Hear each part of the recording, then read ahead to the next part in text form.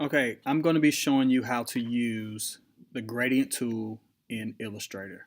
So I'm going to open up Illustrator and I have the penguin, but I'm just going to show you how to create the gradients on a new file. So just to give you an understanding of it. So let's start with just getting some basic tools. I'm just make an oval. All right, so here is this tool, and this is going to be very similar to like the foot. So I'm show you two different types of values that we can create with the foot. All right, so I'm gonna start with the foot, which and is like the foot of the penguin, which is yellow, kind of yellow orange, so gradient, and then the highlight on the foot. All right, that gives you the two types of gradients and also transparency with your gradient. All right, so that foot, if I click on it and I go over here to the gradient tool, which looks like a box with a gradient or value change in it, a blend. I'm gonna click that gradient tool, and there's two types of gradients. There's linear and there's radial. For the big part of the foot, I'm gonna go to a radial because it has that curved kind of background like that. Let me move this out of the way so you can see it a little bit better. So it's kind of like that. That's radial, and of course that's linear. So it's kind of just flat. All right. So it is a radial blend. And the light color, of course, is on the left side. It's white to black. Now, our actual image is kind of a yellow to a yellow orange. So let's go back. And so what I'm going to do is down here, I can double click this color and I'll get my colors here. I also have the opacity here if I need to change the opacity.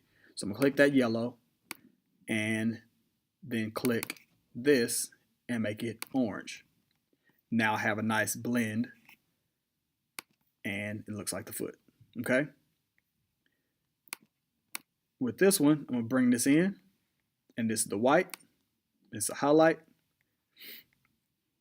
and then it is linear. So I'm gonna make that linear. Now, as soon as I click linear, it immediately goes back to the last gradient I created, which was, of course, the foot. But don't be alarmed. I'm gonna change that color to white, and change this color also to white. Now, if I look at the picture, I notice that it goes from white and it fades down to like a yellow. All right. However, the very bottom of that circle almost disappears, which lets me know that it's opaque and it blends into the background color. So on the actual image, I'm going to make this radial. I'm going to take both of them, made them white. I'm going to take the second one, I'm going to double click it, and I'm going to make that opacity 0. Okay. Now that allows me to see that gradient go from white to transparent. Okay. The only problem is the white should be at the top and it should be transparent at the bottom. So I'm going to use this gradient tool on the left, and it gives me this line, which is my direction.